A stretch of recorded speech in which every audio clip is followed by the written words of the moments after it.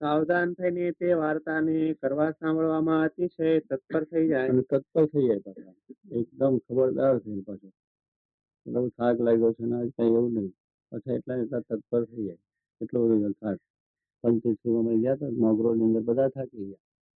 જોગીબાન સાસરીમાં બે છે તો બધા હોઈ ગયા, જેટલા ગયા એટલા સવારના નીકળેલા ત્યાંથી પંચાળાથી ને પેલા પંચાળાથી ગણોદ ને બધે ગયા ને પછી ગણોદથી પંચાળા નીકળેલા.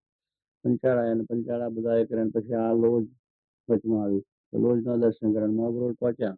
ગાળા રસ્તે પેલા મોટો પ્લેન નતો હોય ભાઈ રાણા, ગાળા રસ્તા હતા. બધા 60-70 આપણા આફ્રિકેથી આવેલા ભક્તો હતા. બધા ઘણા પેલા રુસ્તમ પારસી હતા, ગુલાબી હતા, જસભાઈ ગાળ હતા. આ બધા ઘણા હરિભક્તો હતા અને દેશના 15-20-25 હતા. 60-70-80 માણસનો બધો કાફલો ચાલતો. કેટલાક ગાળામાં નીકળે તો ગાળા મળે, પછી ભાડે કરવા પડે, પછી એવું બધું હતું. બધી ગાળા એવા હોય, પાગલા ટૂટલા હોય, બધી ગાડું બળદ બધી પાસે એવા હોય, મોદા હાજા કંઈક બેહીએ એવા હોય. એટલે એવું બધું મારે ઠગર ચાલે. પછી મારા બધા સંતો હોય, જુવાનિયા હોય, બધા જુવાનિયા હોય, બધા ચાલતા થાય. કેટલાક બે ગયડા બોલતા એમ કરતા કરતા લોજ ની અંદર મારા બધા દર્શન કર્યા. બધા પછી બરોબર પકડીને ભૂખ લાગેલી, પણ તૈયાર હતું નહીં. ઢેપણા બેપણા કઈ મસાલા કઈ ભેગા કરીને લઈ નતા ગયા.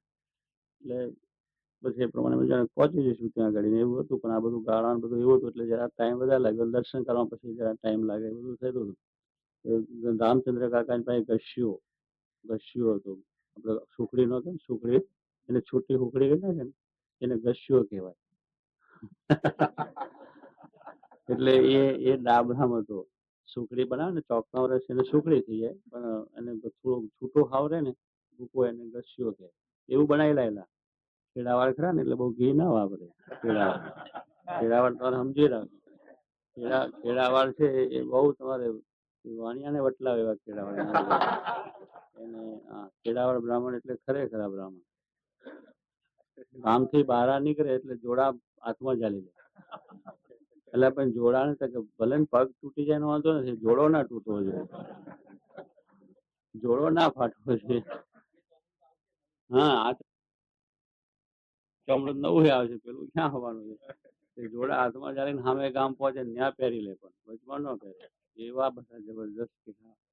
ટૂંકી ધોતડી પહેરે તો એક આટલી ધોતડી પહેરે, બહુ બહાર બધી એમ કહેવાનું છું કે ઉકાળો કરે. નિર્ગુણ સાહેબ રહે ને રામચંદ્ર કાકા ખેડાવડ હતા ને આપડે, એટલે ખેડાવડ ને ત્યાં ઉતારો. વ્યવહારના પરમાં ઉકાળો આવે નાયલો બરોબર રીતે. નિર્ગુણ સાહેબ આ શું ઉખાડે, એ તો ખરેખર ઉખાડો કહેવાનું છું એવા એમ. અને જોગી બાપા પણ વાત થતા. રામચંદ્ર કાકાના ભાઈના મોટા ભાઈ મણિભાઈ હતા. ત્યાં ઉતારો થાય પછી કઈ કે છે અમારે ત્યાં રહેવાનું 15-20 દાડા બધું થાય. પછી રામચંદ્ર કાકા ભાઈ છે ને એ અતિશય લોક, પછી ખેડાવાડમાં ખેડાવાડ સર્વોપરી પાસે એટલા બધા એ હતા. સ્વામી કે છે આમ ખીચડી કે બધું બીજું થયું અને રોટલી ચોળવાનું ઘી એક આટલું આપેલું કે આ તમારે મહિનો 15 દાડા એટલા દાડા ચલાવવાનો. એ શરીર આમ નાખી અંદર શરીરમાં આમ છાંટો જ નાખવાનો. ચમચી કરીને ઊંધું નહીં હારવાનું. ફરી નાખી અને રોટલી ઉપર છાંટો નાખી દેવાનો. કાં ખીચડીમાં જરા છાંટો નાખી દે, ચાલ્યું, પતી ગયું. એટલે સકન જ, બીજું કઈ એમાં નહીં. વિષ્ણુ નું પૂજ્ય થઈ જાય. તારે શું કહેવાનું, એવી એમના આ સ્વભાવ. પણ સ્વામી કે એનો લોભ, આ ભગવાન સંત મળે એનો લોભ કરાયો અને એની પાસે પારાયણ કરાય શાસ્ત્રી મહારાજે. એને રૂપિયા ખર્ચાય. આટલો બધો લોભ એમ. પૈસા ડગલા તમારે અહીં ઉસિંગા નીચે જ નોટો ગાલી હોઈ જાય. પછી આગે પાછી નહીં. નોટો દરરોજ ગણે જુએ, આપણે જોઈએ, પણ એને પૈસો ખર્ચવો એ બહુ વહમું લાગે. ચામડી તૂટે પણ દમડી તૂટે નહીં. મારવાડી, ચુસ્ત મારવાડી જેને કહીએ, એવા મારવાડી જેવા મારવાડી. એમ ખેડાવાડનું એવું બધું જબરદસ્ત કામ. ખેડાવાડનો પણ સ્વામી શાસ્ત્રી મહારાજ મળ્યા તો રામચંદ્ર કાકા એમના ભાઈઓ બધા બહુ સેવા કરી. પછી અને પારાયણ કરાવી જબરદસ્ત સંતરામના મંદિરની અંદર. અને 15,000 રૂપિયા ખર્ચાયા. જે ઘી ના વાપરે એને છૂટે મળે ઘી વપરાય દીધું કે આવો લાગ ને આવો શોખ ને ક્યાંથી મળશે. પછી એને બહુ મનમાં ભાવ થઈ ગયો. એવા ને બહુ ભાવિક બહુ જબરદસ્ત. રામચંદ્ર કાકાને પણ પહેલા તો જૂના મંદિર ના ખરા વડતાલના, એટલે ત્યાં લાય એમના વડવાથી પહેલેથી સ્વામિનારાયણ ખરેખર તો પછી આ વાત જોઈ પછી રામચંદ્રભાઈને એમ થયું કે આ નવા બંડિયા નીકળ્યા છે એટલે એમના વચનાવટ એમનો જ છાપ્યા લાગે છે. એમની વાત બધી કરે છે. અને દબાણમાં જરા બળરામ નીકળ્યો એટલે એમાં બધું કામકાજ ચાલે. પછી એક દાડો સ્વામીની ત્યાં સભા હતી ને બેઠા એટલે પોતે પાછળ આવીને બેસી ગયા. પછી એમને પેલી આ વચનાવટની અંદર આ બધી વાતો જે આપણે અક્ષરધામની વાત છે લોયાનું બહારનું જેમાં કહ્યું છે ને આપણે નિર્વિકલ્પ ઉત્તમ નિશ્ચય થયો ઘનશ્યામ એ આપણે દરરોજ બોલીએ છીએ સભાની અંદર અરે આપણે સાંજે પ્રાર્થનામાં બોલીએ છીએ નિર્વિકલ્પ ઉત્તમ નિશ્ચય થયો ઘનશ્યામ અમને આપજો હે મહારાજ તમારો નિર્વિકલ્પ ઉત્તમ નિશ્ચય અમને આપજો કરજો થજો એવી આપણે પ્રાર્થના કરીએ છીએ. આ બધા સંપ્રદાયો બધા બોલે છે. આ તો મહારાજના વખતથી આ અષ્ટક ચાલે છે. દરરોજની પ્રાર્થના હાલની બધા બોલીએ છીએ આપણે. એનો વ્રત શું એ કોઈ ના સમજે. જેને આ ગુણાતીત પુરુષ મળ્યા એને જ આ વ્રત કર્યો છે ગુણાતીતાન સ્વામી અને પછી ભગતજી મહારાજ બધાએ આપણને વસ્તુ સ્પષ્ટ કરી આપી.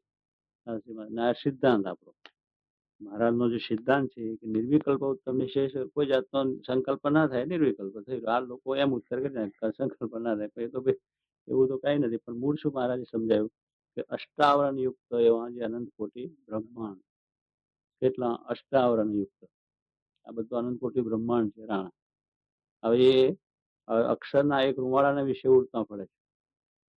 અક્ષરનું એક રૂવાડું આ રૂવાડું કે 33 કરોડ રૂવાડા છે એમાં અક્ષરના એ રૂવાડા એની અંદર એક રૂવાડાની અંદર અનંત કોટી બ્રહ્માંડ ઉડતા ફરે છે. એટલો બધો અક્ષરની મોટપ એટલી મહત્તઈ છે એની આગળ એટલા હિસાબમાં નથી. એવું જે અક્ષર અષ્ટાવરણ યુક્ત જે અનંત કોટી બ્રહ્માંડ એ અક્ષરના એક રૂપને વિશે ઉડતા પડે છે. એવું જે ધામ રૂપ અક્ષર એ રૂપે પોતે રહ્યો થકો પુરુષોત્તમ નારાયણની ઉપાસના કરે અને નિર્વિકલ્પ ઉત્તમ નિશ્ચય કહીએ. આટલું બધું થાય ત્યાર પછી કોઈ સંકલ્પ વિકલ્પ જગતના માયાના સંસારના કહી પોતે રૂપે થયો અક્ષરધામ રૂપે થયો એટલે કોઈ પછી એને વિચાર બીજો જગતની વાસના રહી નહીં. ત્યારે એટલા માટે કહ્યું છે કે એવું ધામરૂપ જે અક્ષર તે રૂપ આપણે એ સ્વરૂપ આપણે સમજાય એ બ્રહ્મભાવ આપણે થાય ત્યાર પછી ભગવાનની ઉપાસના જે કરે એને નિર્વિકલ્પ એને ભગવાનની ઉપાસના થઈ એટલે ભગવાનમાં વૃત્તિ થઈ પછી કોઈ સંકલ્પ એને રહે. ભગવાન મળ્યા પછી કોઈ વૃત્તિ ન રહે કોઈ જાતનો બીજો આનંદ કે બીજું સુખ કઈ છે જ નહીં. ભગવાન મળ્યા એ જ આનંદ એ જ સુખ એ જ એનો વિચાર જ એ રહે પછી એને ક્યાંય વૃત્તિ બીજે જાય નહીં. પણ ક્યારેક એવો અક્ષરરૂપ થાય ત્યારે આપણે એવા બ્રહ્મરૂપ થઈએ એટલે પછી બીજો વિચાર એની અંદર એની દ્રષ્ટિમાં પછી બીજું નથી રહેતું. જે સ્વામી પ્રમાણે થયો એને કોઈ દ્રષ્ટિને જે ઊંચે આકાશમાં જતો રહે પછી નીચેની દ્રષ્ટિને બીજું કઈ દેખાય બધું દેખાય સરખું જ દેખાય એક જ વસ્તુ દેખાય. એને પછી ના મધ્ય દરિયે જે પહોંચી ગયો એને ચારે બાજુ પાણી પાણી એની દ્રષ્ટિ બીજું દેખાય ઝાડ પાન નદીઓ પર્વત બીજું ત્રીજું દેખાય. અહીં અત્યારે દેખાય છે કે આપણા નાવડા પડ્યા છે ના પડ્યું છે ના પડ્યું પણ મધ્ય પહોંચી જાઓ તો ચારે બાજુ પાણી દેખાય પછી ઉપર એ પાણી દેખાય ઉપર આકાશ નું દેખાય ઉપર પાણી છોડે ઉડતી હોય બધી ચારે બાજુ પાણી નીચે ઉપર ચારે બાજુ પાણી પાણી થઈ ગયું. એમ જયારે સ્વામી કહે છે અક્ષરના ભાવને પામ્યો એને પુરુષોત્તમ સિવાય કાંઈ દેખાય નહીં. એની દ્રષ્ટિમાં પુરુષોત્તમ જ્યાં જુઓ ત્યાં રામજી દુસરો નભાશે. જ્યાં જુઓ ત્યાં ભગવાનની દ્રષ્ટિ એની જ્યાં ત્યાં દેખાય બધાની અંદર એક જ એ દ્રષ્ટિ જયારે થાય ત્યારે કોઈ વસ્તુ રહેતી નથી. એટલે એટલા માટે આ નિર્વિકલ્પ ઉત્તમ નિશ્ચયનો આ વસ્તુનો વાત સમજાય છે વચનાવતની અંદર લોયા 12 ની અંદર. જો આ મહારાજ કહી ગયા છે મહારાજે વાત સમજાય છે એ રૂપ આપણે થવાનું છે કયું નથી. હવે ક્યાં નવી વાત સાચી મારા વચનાવત લઈને આવ્યા હતા કર બનાવ્યો નવું ઠેરથી આવેલી મહારાજની વાત છે કે અષ્ટાવરણ યુક્ત છે ને એમાં અક્ષરના રૂપને વિશે ઉડતા પડે છે. આવું તો અક્ષર એક અને એના રૂપ આપણે થઈને પુરુષોત્તમની ભક્તિ કરવાની મહારાજે વાત કરી છે. એટલે અક્ષરરૂપ થવાની જ વાત છે તો જ ભક્તિ થાય છે. ગીતામાં પણ કહ્યું બ્રહ્મભૂત પ્રસન્ન આત્મા શોચતી ને કાંક્ષતિ સમસ્ત સર્વભૂતેષુ મદ ભક્તિ લભતે પરામ.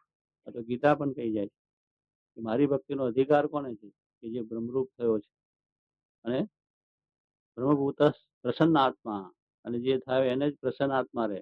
બીજા તો કડી જેવું મોડું થઈ જાય કેટલાય વખત દાડામાં 10 વખત થઈ જાય આગું પાછું થઈ જાય એ લીવું મોડું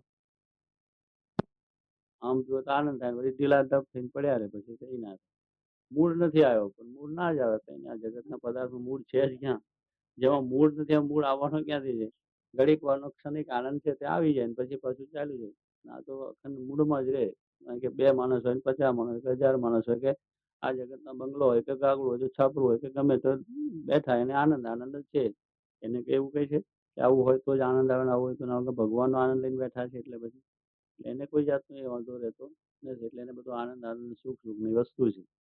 ત્યારે સ્વામી કે એમ પ્રસન્ન આત્મા, એનો આત્મા હંમેશા પ્રસન્ન રહે. એ વસ્તુ આ પોતે ભાવને પામ્યા છે એને ભગવાનનો આનંદ જેને છે એના આત્મા હંમેશા પ્રસન્ન રહે, અને કોઈ આત્મામાં કોઈ દુઃખ છે જ નહીં. કારણ કે વસ્તુથી આનંદ છે, એટલે પૈસાથી, સંપત્તિથી, વૈભવથી આનંદ નથી. એ ક્ષણિક વસ્તુ છે, ક્ષણિક માટે રહીને આવ્યું છે, અને આ તો અખંડ આનંદ છે.